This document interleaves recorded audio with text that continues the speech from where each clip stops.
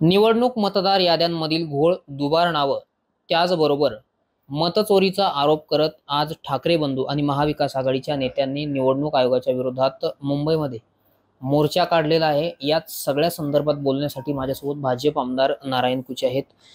काय सांगाल, आज खरं तर मोठा मोर्चा जो आहे तो मुंबईत निघालेला आहे आणि त्याला सत्याचा मोर्चा असं नाव देण्यात आलेलं आहे। मतदार यादीच्या घोळाच्या बाबतीत ठाकरे बंधू महाविकास आघाडीने मोर्चा काढला हे मी बघितलंय। आता त्याला सत्याचा मोर्चा म्हणायचा का ज्यांची जनतेमध्ये जन्मत नाही राहिलं याचा मोर्चा म्हणायचा। जेव्हा जन्मत नसतं तेव्हा लोक मोर्चा काढत असतात। मला सांगा, मत चोरी झाली, तुमचे कार्यकर्ते आता आज मतदान यादी फायनल झाली, बूथवरच्या कार्यकर्त्यांना ते मतदान कुठलं आहे, काय आहे, कसं आलं त्याचा अभ्यास केला पाहिजे। ते बी झोपेत आहे। त्यांचा विधानसभेला पूर्णपणे पराभव झाला, त्याच्यामुळे त्यांची मानसिकता जन्मत राहिलं नाही, म्हणून त्यांना वाटतं आता निवडणूक आयोगावर आणि मतदारावर नेऊन घालावा, एवढंच त्यांच्याजवळ जागा राहिली, बाकी काही विषय नाही। पण खरं तर मागच्या काही दिवसापासून ते आरोप करतायत की या मतदारसंघात इतके बोगस मतदार। खरं तर राहुल गांधींनी सुद्धा ते प्रेझेंटेशन दाखवलं, त्यानंतर आदित्य ठाकरेंनी सुद्धा त्यांच्या मतदारसंघ असलेल्या वरळीमधलं प्रेझेंटेशन दाखवलं। म्हणजे ते एकंदरीत आता आरोप करतायत की मतदार याद्यांमध्ये घोळ आहे, दुबार नाव आहे। साहेब, तुम्हाला मी सांगितलं की मुंबई आता महाराष्ट्रात गेला आणि स्थानिक स्वराज्य जाणारी मुंबई तरी वाचली पाहिजे, याच्यासाठी सगळी धडपड चालली, बाकी काही नाही राहिले। कुठेही जन्मत नाही, कुठेही लोकप्रियता नाही। मुख्यमंत्री असताना 40 आमदार फुटून गेले आणि आता काय करणार आहे? आता काही विषय नाही आहे। त्याच्यामुळे यांच्या बोलण्यावर, यांच्या मोर्चाला लोक खुद मतपेटीतून उत्तर देते आणि स्थानिक स्वराज्य संस्थेमध्ये पुन्हा महायुतीचं पूर्ण 2/3 बहुमत येईल, हे तुम्हाला दाव्याने सांगतो। म्हणजे केवळ मुंबई महानगरपालिकेच्या निवडणुका धडपड चालली, ती तरी वाचली पाहिजे, म्हणून ठाकरे बंधू एकत्र आले, म्हणून महाविकास आघाडी पहिल्यापासून हेच आहे त्यांचं। आता घराबाहेर निघून राहिले, ते मुख्यमंत्री असताना ऑनलाईन एक दिवस आले ते मंत्रालयात, एक दिवसाचा मुख्यमंत्री, 2.5 वर्षात एक दिवस आले बा मुख्यमंत्री मंत्रालय।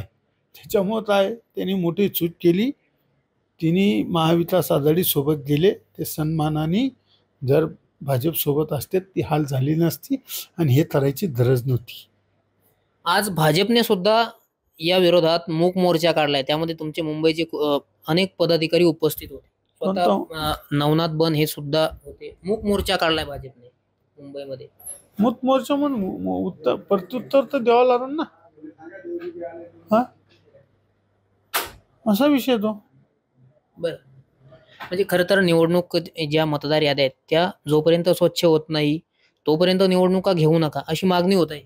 निवडणूक घेणं नाही घेणं संविधानाचा अधिकार हा राज्य घटनेचा, हा निवडणूक आयोगाचा आहे आणि सुप्रीम कोर्टाने निर्णय दिला 31 जानेवारीपर्यंत सगळ्या निवडणुका संपा, न्यायालयापेक्षा कोणी मोठं नाही हे मला कळतंय। त्याच्यामुळे निवडणुका होतील, निवडणूक आयोग पूर्ण तयारी करतंय आणि सुप्रीम कोर्टाचा सन्मान होईल। पण राज ठाकरेंनी आता भाषण करताना थेट मतदार यादीच दाखवली, त्यामधले दुबार नावं जे काही बोगस असतील ते सुद्धा वाचून त्याने ऑब्जेक्शन घेऊन सनी ते कमी होतात ते आधी। त्याच्यामुळे उद्धव ठाकरे साहेब काय म्हणते, राज ठाकरे साहेब काय म्हणते, काही कायद्याला अर्थ आहे, लोकशाही आणि जी राज्य घटना आहे त्या संविधानावर देश चालतोय आणि सर्वोच्च न्यायालयाने निर्णय दिल्यामुळे निवडणुका कुठलेही थांबणार नाही, मला तरी वाटतं। काल राज ठाकरेंचा मेळावा झाला, त्यात सुद्धा राज ठाकरेंनी असं म्हटलंय की लोकांचं मतदान आपल्यालाच झालेलं आहे, परंतु ईव्हीएमच्या भानगडीमुळे आपला पराभव झालाय। कसं पाहता तुम्ही याकडे? मला तर हसू येतं त्यांचं, क्यू येते हो। फक्त त्यांच्या सभेला गर्दी होती, मत कोणी देत नाही, त्यांची लोकप्रियता पूर्ण संपली। अरे डिपॉझिट बी नाही राहिलं, तिने माणसं उभं केलं तर त्याच्यामुळे तो काही विषय नाही। राज ठाकरे हे सगळे ठाकरे बंधू आता आराम करणारे बघा तुम्ही स्थानिक मुंबई महानगरपालिका जात नाही तर बाकी राज्याचा विषय सोडा. बरं 2-3 दिवसापूर्वी गृहमंत्री अमित शहा मुंबईच्या दौऱ्यावरती आले होते. त्यावेळेस उद्धव ठाकरेंनी सुद्धा असं म्हटलं होतं की ॲनाकोंडा, त्यांचा ॲनाकोंडा म्हणून उल्लेख केला होता. आज सुद्धा थेट हल्लाबोल केलाय. मतदारांनो जागे व्हा, नाहीतर ॲनाकोंडा येईल आणि या ॲनाकोंडाला आता कोंडावंच लागेल. तुम्हाला एक गोष्ट सांगू, या देशाचे यशस्वी गृहमंत्री ज्यांनी जम्मू काश्मीर सारखा प्रश्न सोडला, अशा माणसाविषयी बोलणं, यांचे आमदार आहे पूर्ण 20, खासदार किती आहे? जो माणूस देश चालवितो, नंतर नेतृत्व करतो, दहशतवादी संपितो, पाकिस्तानला खडं उत्तर देतो, त्या माणसाविषयी काय बोलतात हे? आणि ज्याची लोकप्रिय असते त्यांना डॅमेज करायसाठी बोलतात हे. हेच मध्यंतर चोरून पाय पडायला गेले होते. कोण? आदित्य ठाकरे, उद्धव ठाकरे दिल्लीला. बरं, कोणाच्या पाय पडायला गेले? अमित शहा साहेबांच्या पाठीमागे ते केस झाली ती तिच्यात. कुठली केस झाली होती? तुम्हाला माहिती आहे, सगळ्या मीडियावाल्याला सगळं माहिती आहे. सुशांत राजपूतची प्रकरणामध्ये बरं, हेच गेले होते. वाचवा वाचवा म्हणते तेव्हा, आज त्यांनाच बोलतात हे. अरे आता खरं बोललं तर राग येतं. आता मोठे लोक हे झाकून ठेवलं जातं, बाकी काही विषय नाही. आमचे नितेश राणे बरोबर बोलतात, मग हे पुढे जातात पुढे जात नाही म्हणून, असा विषय तो. बरं, उपमुख्यमंत्री अजित पवारांचं एक शेतकऱ्यांच्या संदर्भात एक वादग्रस्त वक्तव्य समोर आलेलं आहे. त्यामध्ये ते असं म्हणतात की सगळंच कसं फुकट मिळणार, आता कर्ज फेडायची तरी सवय लावावी, असं एक विधान त्यांचं समोर आलंय. खरं तर गेल्या काही दिवसापूर्वी त्यांच्याच राष्ट्रवादीचे तत्कालीन कृषी मंत्री माणिकराव कोकाटे यांनी सुद्धा वादग्रस्त विधान केलं होतं. त्यानंतर बाबासाहेब पाटील हे त्यांच्याच राष्ट्रवादीचे मंत्री आहेत, त्यांनी सुद्धा विधान केलं. आता थेट त्यांच्या पक्षाचे प्रमुखच असं विधान करतायत. कसं पाहता तुम्ही या विधानाकडे? माझं म्हणणं असं आहे, निवडणुकीच्या काळामध्ये जाहीरनाम्यामध्ये शेतकऱ्याला कर्जमाफी करू हे महायुतीनं जाहीरनामा दिला होता. कोणीही माझ्या ताबाड कष्ट करणाऱ्या शेतकऱ्याच्या कोणीही चेष्टा करू नये.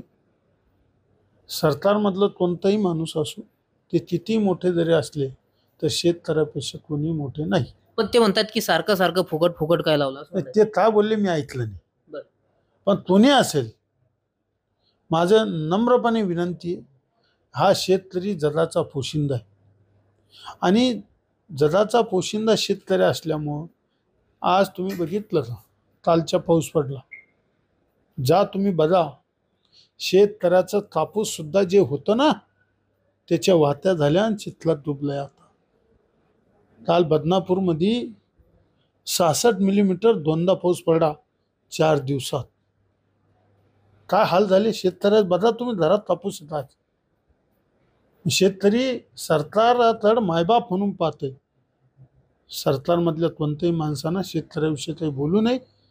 ती मोठी माणसं आहे, मी त्यांच्याविषयी काही बोलणार नाही, पण कोणी असेल तरी. बरं, ठाकरे गटाचे खासदार संजय राऊत यांची प्रकृती बिघडलेली आहे. आता 2 महिने ते भेटणार नाहीत. त्यांनी थेट एक कार्यकर्त्यांना पत्र लिहिलेलं आहे. तुम्ही मला विश्वास दिला, प्रेम दिलं त्याबद्दल. आणि त्यांनी असं सांगितलं की आता नवीन वर्षातच भेटूयात, लवकर बरा होईल. आणि खुद काल देशाचे पंतप्रधान नरेंद्र मोदी यांनी सुद्धा त्यांच्या संदर्भात एक ट्विट केलं त्यांच्या प्रकृतीबद्दल. तुम्ही काय सांगणार? आपल्या महाराष्ट्राची देशाची संस्कृती आहे, सुतादुतात आपण एकमेकाला कामं आलं पाहिजे. त्यांची तब्येत खराब झाली हे दुर्दैव आहे. लढणारा असावा, पण तो हे करणारा नसावा, आपल्यात मन. त्याच्यामुळे लढाऊ आहे आणि ते लवकरात लवकर पुन्हा चांगले व्हा आणि अशीच त्यांनी विरोधी पक्षाची भूमिका बजावत राहा, ही आमच्या शुभेच्छा आहे. बरं, स्थानिक स्वराज्य संस्थेच्या निवडणुकात अगदी काही दिवसावरती आलेल्या आहे. शिवसेनेकडून तुम्हाला प्रस्ताव आलेत, मात्र तुमचा कोणताही प्रस्ताव त्यांना किंवा उत्तर म्हणावं गेलंय की नाही, त्या संदर्भात तुम्ही काही दिवसापूर्वी बोलले होते की आम्ही आमच्या वरिष्ठांना कळवू काय निर्णय घ्यायचा काय नाही. अजून निवडणूक जाहीर नाही झाल्या ना, वरून ते आदेश आला जे आम्ही कळू. बरं, काय होईल? सकारात्मक वातावरण आहे का युती? अरे 100% राज्यांना निर्णय घेतला महायुती करायचं, तर आम्ही महायुती करणार आणि सन्मानानं युती करणार. पण या युतीवरूनच सध्या तुमच्या स्थानिक नेत्यांमध्ये मतांतर पाहायला मिळत आहे. आता दीपावली स्नेहमिलन पाडवे आहेत, त्यामध्ये आपापली तयारी सुद्धा ठेवा असं सुद्धा नेते म्हणतायत. नाही, ते कोण काय बोललं, मी तर सत्तारात नव्हते. माझी इच्छा युती व्हावं. म्हणजे तुम्ही एक जिल्हाध्यक्ष म्हणून तुम्हाला वाटतंय का जिल्ह्यामध्ये नाही, महायुती वरून आम्हाला निर्णय आला, आदेश आला की आम्ही युती करणार. आम्ही पॉझिटिव्ह आहे, त्यामुळे काही अडचण नाही. साधारण किती दिवसात आता तुमचा निर्णय येईल, काही त्याबद्दल आहे का? आता पहिले नगर परिषद आहे, नगर परिषद झाल्यावर बसू ना. नगर परिषदच्या अगोदर बसू. आजच पेपरला वाचलं, मी तुमच्या माध्यमातून बघितलं. पहिले नगर परिषद आहे, नगर परिषद झाल्यावर बसू. शेतकऱ्यांच्या संदर्भात प्रश्न आहे. खरं तर सरकारने 31,628 कोटी रुपयांचं पॅकेज जे आहे ते शेतकऱ्यांना घोषित केलेलं आहे. मात्र अद्यापही शेतकऱ्यांच्या खात्यावर एकही रुपया जमा झाली नसल्याची माहिती स्वतः शेतकऱ्यांनी काही दिलेली आहे. खरं तर मुख्यमंत्री देवेंद्र फडणवीस यांनी असं सांगितलं होतं की दिवाळीपूर्वी शेतकऱ्यांच्या खात्यात रक्कम जमा करू आणि दिवाळी काळी होऊ देणार नाही. ठीक आहे, नियोजनामध्ये वेळ लागला असन, पण चालच.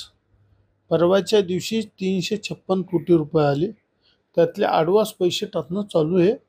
अंबडमध्ये काल SDMशी माझं बोलणं झालं, कालपर्यंत 10,000 शेतकऱ्याच्या खात्यात पैसे जमा झाले.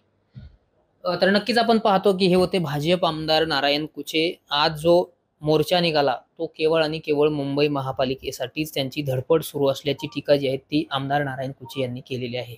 दीपक पालवेसह मी रामनाथ ढाकणे, TV9 मराठी बदनापूर.